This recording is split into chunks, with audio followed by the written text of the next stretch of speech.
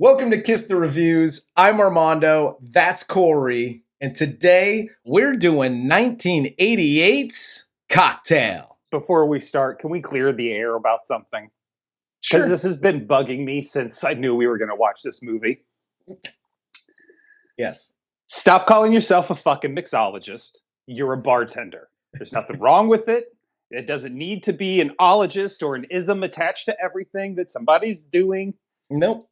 You're a fucking bartender. You're a very good bartender that can do Cirque du Soleil shit, but that still just makes you a bartender. You're not a fucking mixologist. I hate the term mixologist. It drives me insane. I'm going to tag I'm it.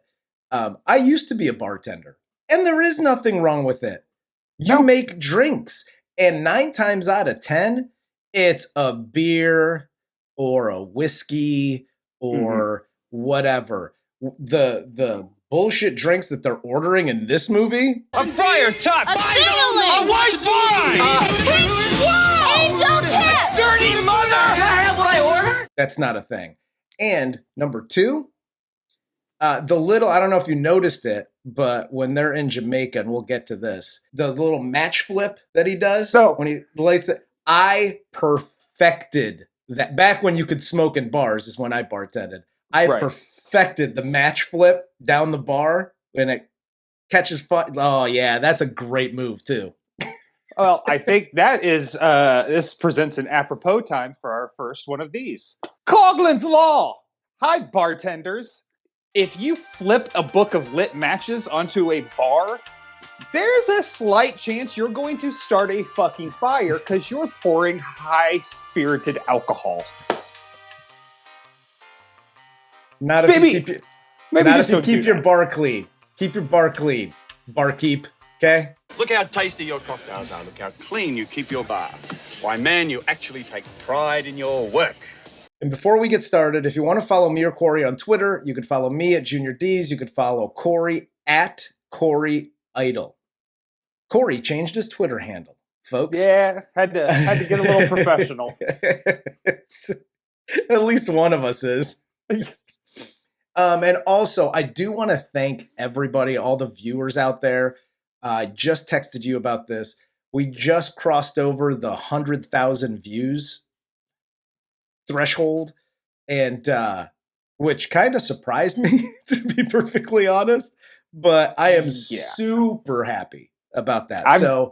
Thank you. I've never had 100,000 of anything except for maybe crabs. So I wholeheartedly agree. Thank you very much for everything you guys are doing, getting the word out there. As we have stated numerous times, we put zero effort into marketing this show and getting it out there. We totally depend on you guys sharing it, and you are. So thank you.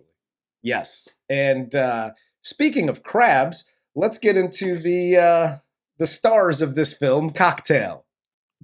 This movie stars Tom Cruise as Brian Flanagan, Bryon Brown as Doug Coughlin, and Elisabeth Shue as Jordan Mooney.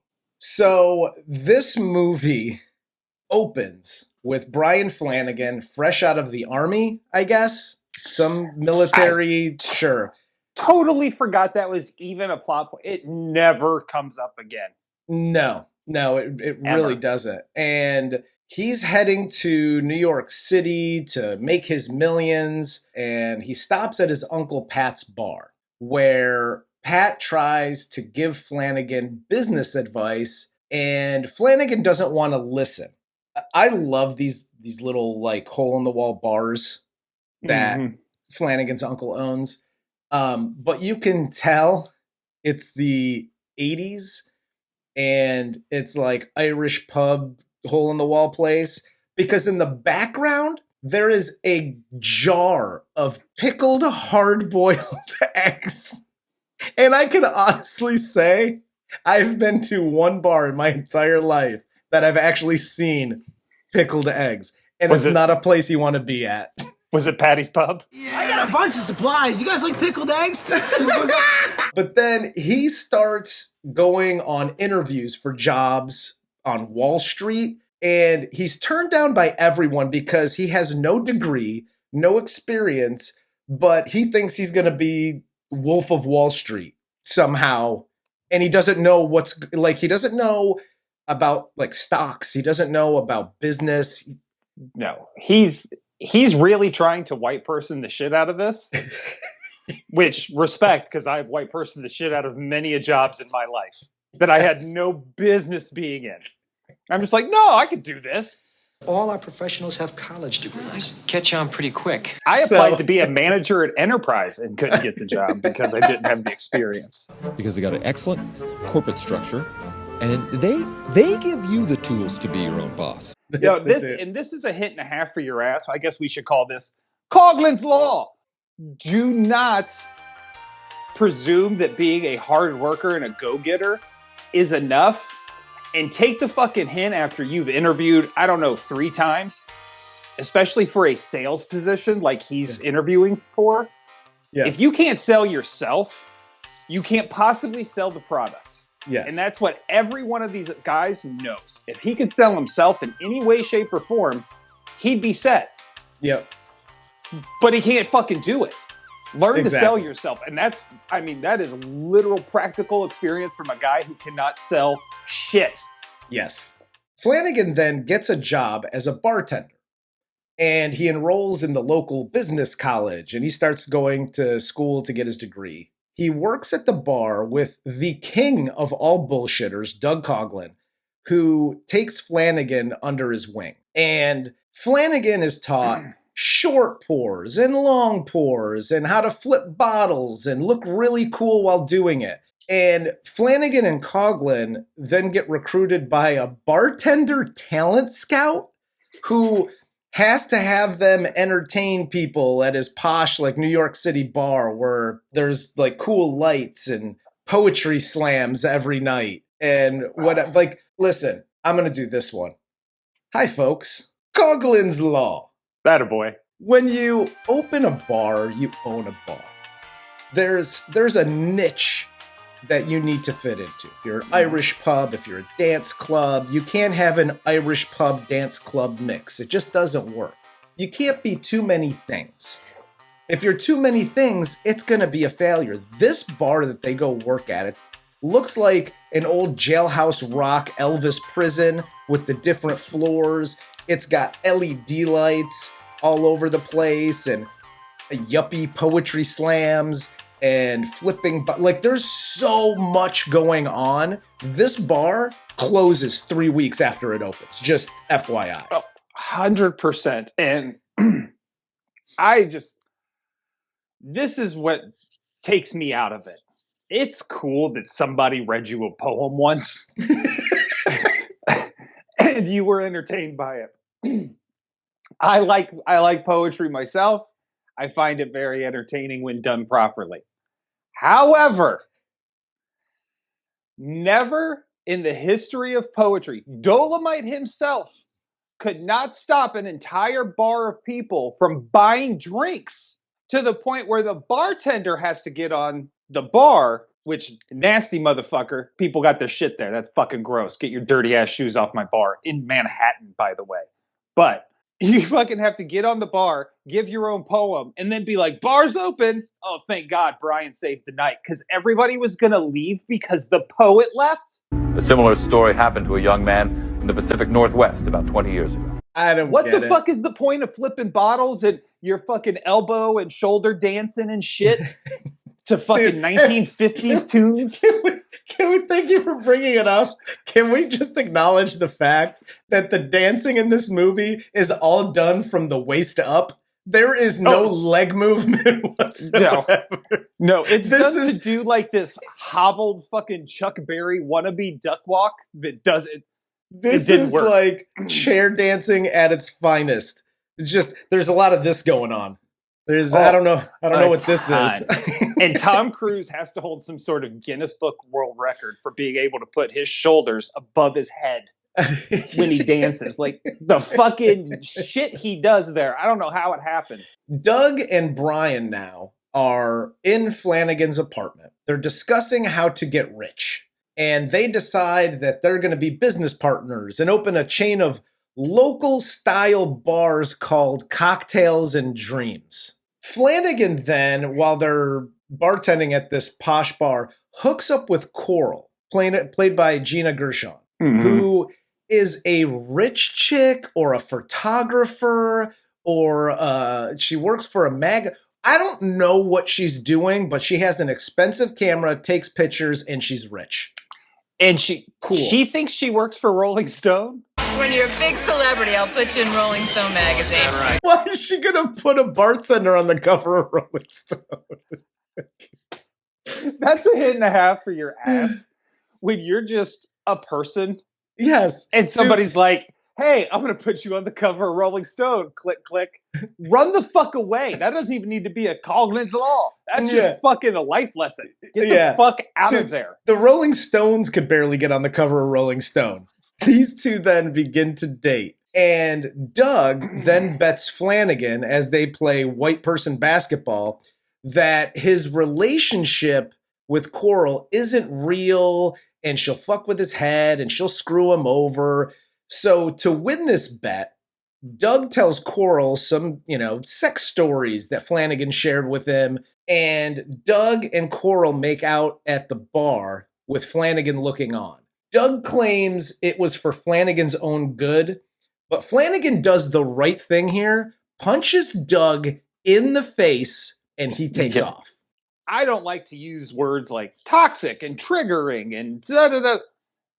Everybody Flanagan surrounds himself is a toxic fucking person. Yes. They are horrible people. Yeah. Horrible people that do anything for $50. Yeah, exactly. And like, are you out of your fucking mind taking $50 fucking bets on like, hey, can I bang this chick and can I do this? And this presents like this other like new subplot that comes into play here, which is bartenders are also hustlers / con men, always on the make for rich women. Yeah. I don't know. I don't get it. As we stated earlier, we both tended bar. Yes. Right? Now, I've never tended bar in Manhattan, granted. However, even like small shit towns where I've bartended, the rich person in that town has never wanted to fuck me because I was a good bartender. You know what I mean? Like that's... Yeah. The whole fucking oeuvre around bartenders here is ridiculous. I could buy it more in Coyote Ugly because guys think with their dicks. Yes. So a bunch of fucking girls dancing on a fucking bar and like, hey, we're fucking rowdy women. We don't take shit. Guys can go, oh, I want to go see that. That's cool. Yeah. Here's fucking $20 for a draft beer. I don't get the Tom Cruise, Bryon Brown thing here that makes them so fucking awesome that I have to be around them. 3 years later, we see Flanagan bartending at a resort in Jamaica, which was one of their plans because, all these rich women go on these vacations, so you'll get a lot of tips and they can raise the money is Flanagan's idea to start their own bar. And they could raise it quicker if they do that. He's there presumably to make enough money to open his franchise bar back home. And after the asshole uncle from Home Alone rudely orders a drink. And it never plays anything. Just like, I'm giving a free drink. Like, is that supposed to establish that you're just at a shitty resort? Yeah, I have no idea. But apparently rich women also go to this shitty resort. So apparently the uncle from Home Alone is just a prick in every movie. Oh yeah, like let's just face facts. If that's the character you're constantly playing, you're not playing the character.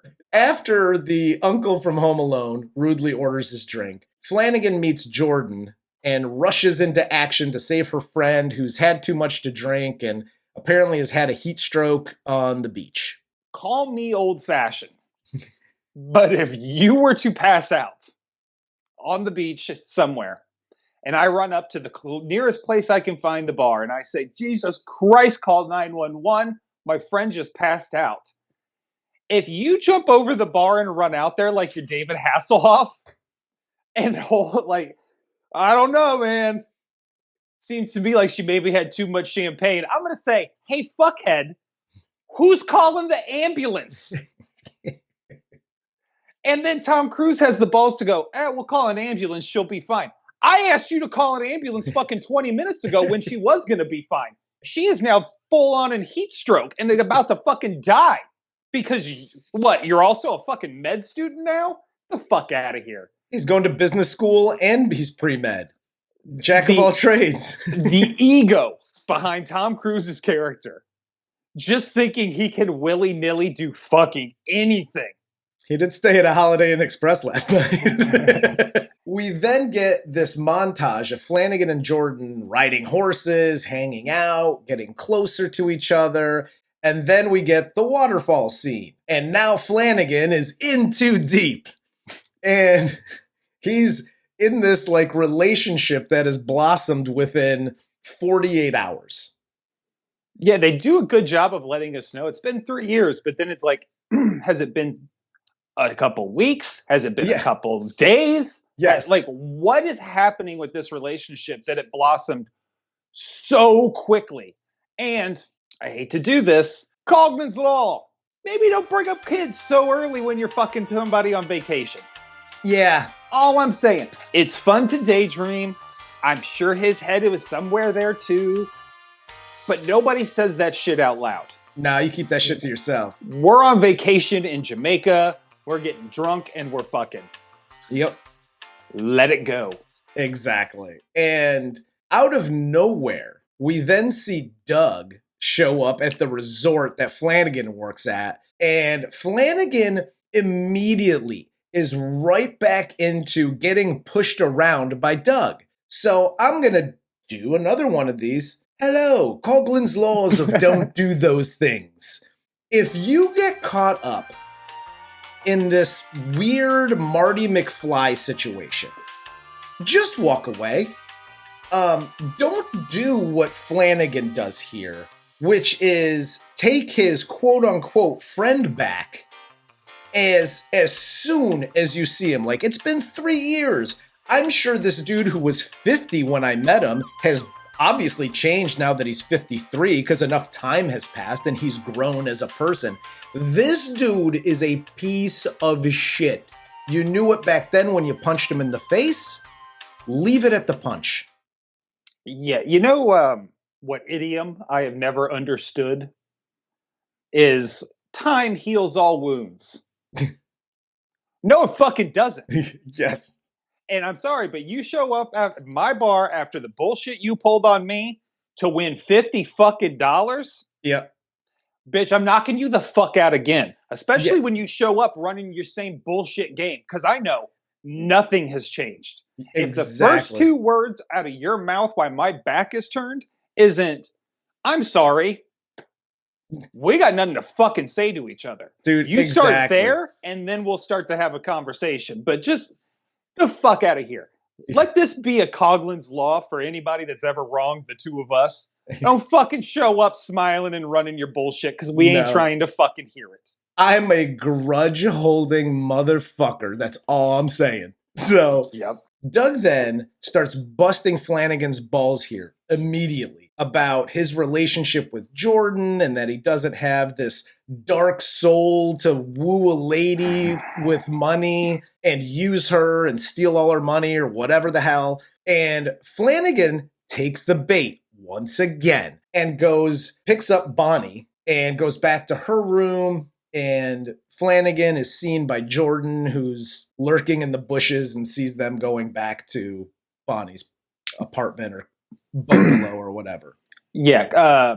First off, Coughlin's Law. Don't cheat because they always see you. Yes. That's first and foremost. I don't care how good you are. You're always going to get caught. Always. Always, always, always. Just don't fucking do it. It's so much easier just to not do it. And second, you want to talk about how to turn an entire audience against your main character, your protagonist, the person you're supposed to be behind. Yep. Have them fucking Elisabeth Shue and for $50 decide, nah, fuck that. I'm going to fuck her mom instead. Hell yes. He is a fucking pea-brained shithead Yes. who is so easily manipulated that his old friend, and 3 strangers plus $50 can get him to just do whatever. Ruin everything he'd been working on. Oh, you're happy here? I bet I can get you to change your mind. Here's $50 and these 2 guys you don't know. You're a pussy. Oh, fuck that. I'm going to go fucking do it right now. The next day, Flanagan wakes up, feels bad, and goes to find Jordan and finds out from her friend / like bungalow partner that she left late the night before to go back to New York City. And can I just offer, I'm not going to do a Coughlin's Law because I don't really want to help cheaters. But when you decide that you're going to feel guilty all of a sudden the next day or whatever, maybe take a shower before you go hunting down the person you fucked over. Yeah. Running around with stank still on your hang low,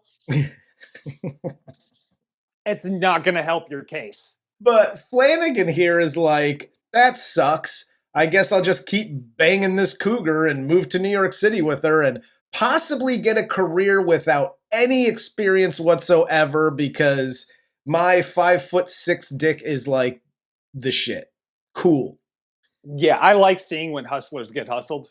Yeah, exactly. Especially ones that aren't very good at hustling to begin with. Yes. This motherfucker is literally treated like a dog and referred to one. Yes. Referred as one. Yeah. It's phenomenal the way he is treated here. Coughlin's Law. If your partner, boyfriend, girlfriend, whatever, is meeting their friends and you're tagging along, if you're not immediately introduced to those friends, cut bait. Cut bait and run. Get out. It ain't happening. Yep. It's not there. They don't care. They don't feel the same way about you that you feel about them. Yep. And we see this when Flanagan is getting treated like the fuckboy that he is. And he's in New York City and he's with Bonnie all the time. She knows he has no practical skills. So she uses him to take her jackets. She dresses him up like a little Ken doll. And makes him drink carrot juice. Yeah. Look, I will do a lot of things. Carrot juice is for not one of money them. and sex. Carrot juice is never going to be one of them. There's a line in the fucking sand that has been drawn, and it's named as fucking carrot juice. Dude, all I gotta say happening. is good for Bonnie. Good for her. Flanagan gets drunk at this art exhibit, and he gets into a fist fight with the sculptor and storms out. And he and Bonnie then get into it outside of this art exhibit. And Flanagan breaks up with her because he finally realizes that, like, he's never going to get this job that she's promised him. Bonnie here does the typical thing because she's been sticking carroting this kid the whole fucking time with this sales job. Yes. You're going to be the youngest sales manager. Dude, even if you wait 6 months. Well, what the fuck does that have to do with anything? But yeah, she finally, like, he's breaking up with her. It's over. And she goes, I've got some interviews set up for tomorrow. Get it! And by the way, just a tip for you writers out there. Again, I don't know why Flanagan was in the Army. Never really comes up. There is no monologue that states why or anything. However, when the sculptor is punching the Army guy in the face, I don't know. Doesn't play for me too well. Well, he takes a good punch from said sculptor. Like, he doesn't go down, but later on, the butler, who's like 70 years old, punches him in the face, and he goes down like a sack of fucking bricks. That's what I'm saying. Like, everybody in this movie just gets to haul off and punch him in the face. He gets punched in the face like 3 times in this movie. He comes back and he fights, but also it's like, dude, you don't have to get punched in the fucking face. No. The art of self-defense is literally said right in the title. Defend yourself, you fucking idiots. You can slip a punch every now and again. Yeah, and I know they teach you that in the military. So again, what the fuck were you doing in the army? So Flanagan then sets out on this journey to find Jordan and apologize, and he finds her at a diner where she works. He attempts to apologize, and she dumps food all over him, and hey, good on you, Jordan. But then he convinces her, because he stalks her outside and waits for her shift to end, and he convinces her to hear him out, and she takes him back to her apartment to talk. And this is where the big reveal that she's pregnant comes out. And he, quote unquote, gets spooked and leaves. Now, in this scene, Flanagan, who now you mentioned earlier, your main character you hated in Jamaica for cheating on his girlfriend or whatever they are. But he manages in this scene to turn everything around to where he's the victim in this whole situation. Like, it's if some of the writing in this isn't awesome, the writing here and the ability for him to turn this all around and make himself the victim is an amazing piece of work. No, it's not. It sounds like a guy that's been in an argument. That sounds like a person who fucked up and can't possibly take any responsibility for their own actions. Dude, I thought it was amazing because I'm the king of mea culpas. Like, if I fuck up, I just go, yo, that's my bad. I fucked up. Let's move on. I'm all about, like, I can swallow my pride and admit when I'm wrong. When I saw this, I was like, oh, you could just turn it around and, like, I'm being victimized here, not you. I gotta go. I don't like what's going on here. 100%. This isn't what I thought was going to happen. I thought you were going to invite me up here. I was going to smile my award-winning smile, crack a joke or two. We were going to fuck, and I would get everything I wanted because I always should. Yeah, absolutely. So, and instead, my favorite part is where he goes, "You let me come up here just so you could kick me out, didn't you?" Mm-hmm. The ego behind thinking anything else was going to happen when she invited you up there. Yep. After what you did to her. And even when you started the conversation, when she said something like, you know, are you here to apologize or whatever the fuck? And he goes, well, what exactly am I apologizing for? What do you think she got mad at you about, you fucking moron? Everything was fine. The day after you fuck somebody else. Yes. She disappears off the face of the planet as far as you were concerned. And you're still going to be a fucking cunt about it. And be like, oh, what did I do? Yeah. Make me say it. The fuck out of here. A few days later, he goes back to her apartment to confront Jordan again, but finds out she's at her parents' place on Park Avenue. And again, flips it around on her. Yep, exactly. And he gets to her parents' penthouse apartment, and Jordan's father attempts to pay him off by offering him a $10,000 check to get out of her life. And Bryon refuses. Now, Flanagan refuses here, as he should. Like, regardless what his motives are. Bro, I just got a thing for the dad. 10 grand? 10 grand. You live on Park Ave in this penthouse. I get it. You're trying to, like, get him out for as cheap as you possibly can, because that's why you're rich, because you save money. But 10 grand, bro? 100 grand, Flanagan 100% walks the fuck away. You want to know? You want to know exactly why it was 10 grand? Why is that? Because fucking Doug called the dad and said, "Yo, I got this dude to treat your daughter like a piece of fucking garbage for $50." I've known this man for 3 years, and believe me, he's not a closer. You could throw him 10 grand, and he'll fucking skip the fuck out of town. Like, he'll move back to Jamaica forever. You will never see him again. Guarantee you that is what happened. And again, turns it around again and is like, oh, you're the all-time rich chick and you didn't tell me. And she was like, Yeah, because I wanted you to like me for me. This is a very rich person thing. I just want you to like me for me because I know how people act when I tell them I have money. Exactly. So, especially a guy who's constantly talking about money. This guy's a millionaire. We sit here and we're surrounded by millionaires. Just another tip for directors, because this scene could have been a lot better and it could have done Elisabeth Shue a lot better service. I guess it did her a disservice in this scene. With I wanted you to see me. I was afraid that I'd never know how you really felt about me. Me.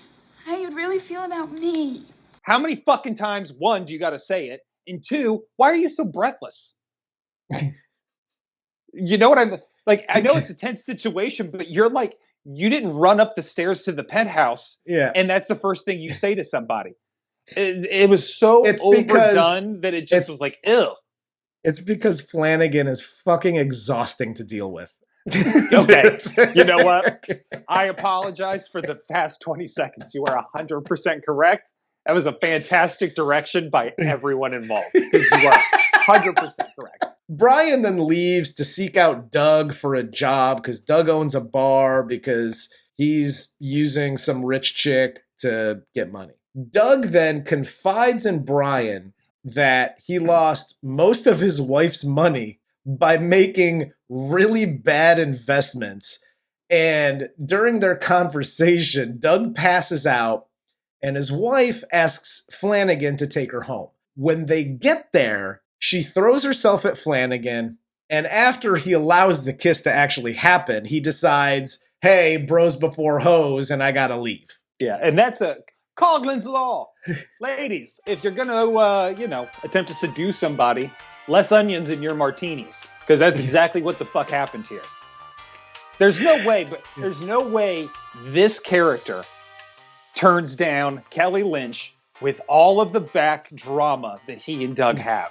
Yes, exactly. It's fucking physically impossible for this guy to perform the act he does, which is to say, no, I'm not doing this. Yes. Well, bullshit. Here's unless, of course, she has fucking onion breath. Here's another Coughlin's laws of don't do that. Here's just a quick bit of advice. Basically, Doug here uses all of his wife's money to invest in like cryptocurrency or NFTs or something because don't put all of your money into shit you know nothing about. Just don't, because at the end of the day, don't gambling, stocks, crypto, whatever the hell you want to dabble in. Dabbling is fine. Don't put in the money that if you lose it, your life is ruined. Well, I know exactly what happened to him, too, because if you heard what he said, he was playing commodities. That was exactly what Winthorpe and Billy Ray were doing when they fucked over Randolph and Mortimer. That's what they were doing with the orange juices. That's commodities. Yep. Winthorpe and Billy Ray, on their way to success, fucked over so many little people, it's not even funny. And so they are directly the cause for this suicide. You're saying that Trading Places is like a prequel or happened at the same time as this? Is that? Yes. Is that yes. Okay. I'm saying like when they made their big move on the commodities trade. Yeah. Actually, it didn't because it happened beforehand. What I'm saying is it's in the same universe. It's in the same universe. And they fucked the commodities trade up so poorly. It is so fucking trash now that anybody playing the commodities trade is going to be fucked. And Doug just didn't know that because he's dumb. So Flanagan leaves Doug's wife. He goes back to check on Doug and sees that he's committed suicide. And I got another Coughlin's laws of things you shouldn't do in front of dead bodies. I don't know how many times we have to say this, but if you find yourself in the unfortunate predicament where you discover a dead body, don't touch the puddle of blood or anything in the room for that matter. Walk in, don't go, what's that? Looks like blood. It's fucking blood. He wasn't painting and then passed out. you dipshit. You walk in, you see a pool of red, dark red shit under his face. You immediately walk the fuck out and call the police. Yeah. Because here's what I'm going to do if I'm a cop. So let me get this straight, Mr. Flanagan. You show up after all this time with this $500 bottle of liquor. You're begging him for a job, right? You guys go downstairs. You drink half the bottle. You have yet to have a job. You drive his wife home. You come back. You guys maybe get into a little bit of a scuffle. Maybe you took a little long leading the wife home, driving the wife home. Maybe, I don't know, weren't going to get the job. A fight ensues. You take the bottle you got him shithoused with, break it, and he gets cut. It's an accident. Just tell us, Mr. Flanagan, right? That's just what happened. Flanagan is in cuffs. Because cops are fucking easygoing people who want just fucking dirt. This is what fucking happened, and this is the way it is, and I will do anything I can to fucking prove my case. He's going to jail. They're getting a stat on their little chalkboard. Everybody goes, hey, way to go, Sully. You solved another fucking case, you son of a bitch. And he's fucking moving on with his career. The fuck out of here, touching the blood. So he touched the blood so Tom Cruise could go, oh! How do you not know that's a dead body before you touch the blood? Like, hey, come on, Doug, you old fucking jack off. Get up, you jerk. What are you doing? It's a fucking dead body. Yo, bullshitter, you. After the funeral, Bryon reads a letter from Doug. Doug basically says that he committed suicide because he was just a bullshitter and he lost all the money and don't listen to anything I ever had to say. FYI, did you need the letter from Doug to A, know he was a bullshitter, and B, know that you never should listen to anything that son of a bitch had to say? Yes. If you notice in the letter, this was my favorite part by far of the movie because he's reading the letter and Doug has this little, I'm full of shit, mate. The guy was always full of shit. So I'm thinking he wrote ha ha ha, but they flip the letter around and they show you that part of the letter where that was. And there was no LOL or ha ha ha written in there. Yeah. Which means Flanagan, imagining reading this letter, is imagining his dead friend laughing. At this part, fucking Doug would have laughed right here when he wrote this. I fucking know it.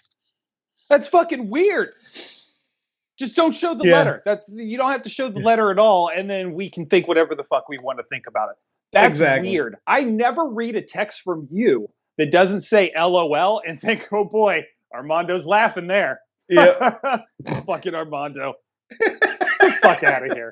That bullshitter. Flanagan then goes back to Jordan's parents' Park Avenue apartment. He fights off the doorman and the butler after they kind of beat the shit out of him. He professes his love for Jordan, and she leaves with Flanagan, and Scrooge McDuck cuts them off from his fortune. And as the elevator doors close, Flanagan's like, yeah, we don't need your fucking money anyway, Grandpa. And they leave. This was my second favorite part of the movie because the dad is clearly talking to his daughter. Yes. And says, I'm going to cut you off. And he says, It's the only way I want it. I ain't talking to you. What are you talking about? That was the edited, but that hit the cutting room floor. The dad actually said that. I wasn't talking to you, motherfucker. And then the elevator's door closed. That sums up Flanagan in a nutshell. Yeah, and his ego. Is somebody else's father is saying, I'm fucking done with you. And this could have happened on the street with strangers. A dad just is like, look, I'm fucking done with you. And he turned around and been like, I don't fucking care, Dad. Take your own issues and fucking deal with them, Bryon. After this, Flanagan and Jordan get married. They have the reception at his uncle's bar.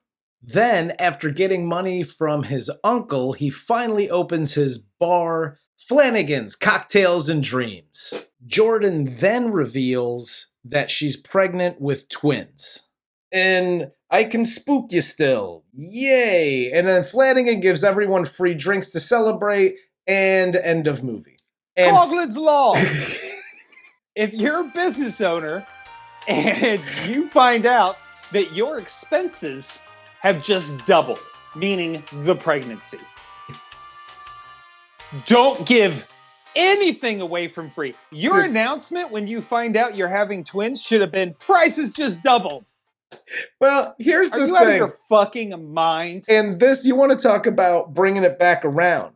In one of the very first scenes, in the pickled egg scene, his uncle says he's never given a free drink to anybody for the entire time that he's owned this bar, which has been forever, apparently. And he was like, I'm not going to give you a free drink. This is my best friend, the old crusty guy at the end of the bar. This motherfucker's never gotten a free drink. Don't do that. That's bad business.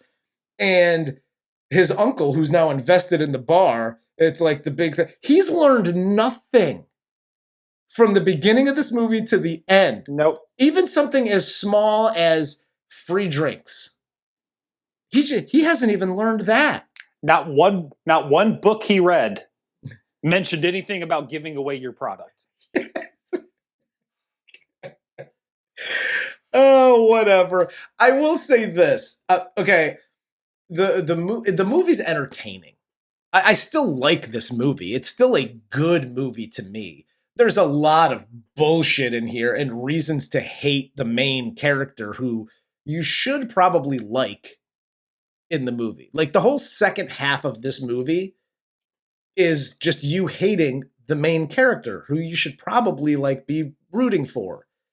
Well, yeah, and then you start thinking back to the beginning of the movie where he's even just stopping the bus, and it's like, dude, show up to the bus on time like everyone else. Yes. Literally, this man makes the entire world stop for what he wants when he wants it, and when he doesn't get it, he throws a tantrum and moves the fuck on. The bus is just a metaphor.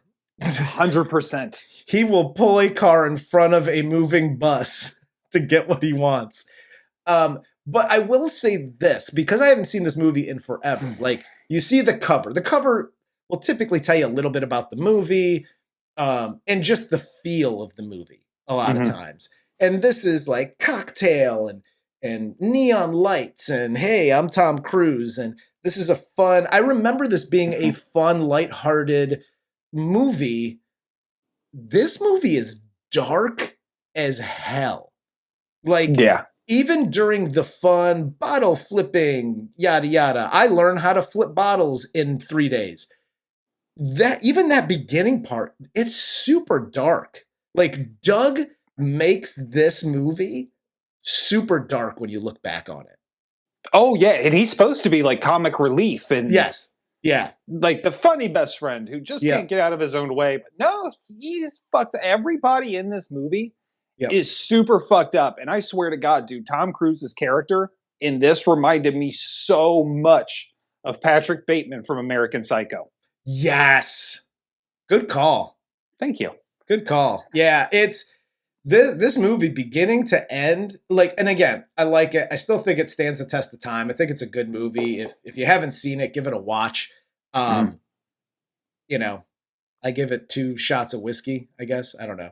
Yeah, I barely give it a view at this point. There are much better movies to watch. There's much better movies to watch. I still enjoyed it, but it's not what I remember.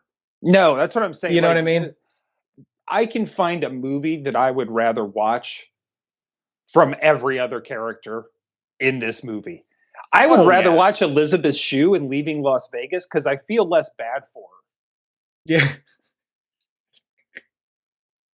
All right. Well, on that note, she's treated like shit in this entire movie by everybody. Everyone. Yep. So, with that said, what movies do we have coming up, Corey? Yeah, man. We have Time Cop, Hard Target, and the awesome and one of the. I'm so excited to review this movie, Crimson Tide. Yes. Denzel and Gene Hackman. That is going to be phenomenal. Yes. I'm myself looking forward to JCVD and some ass shots, but Crimson Tide will work too. But with that said, for Corey, I'm Armando. This is Kiss the Reviews, and this was 1988's Cocktail.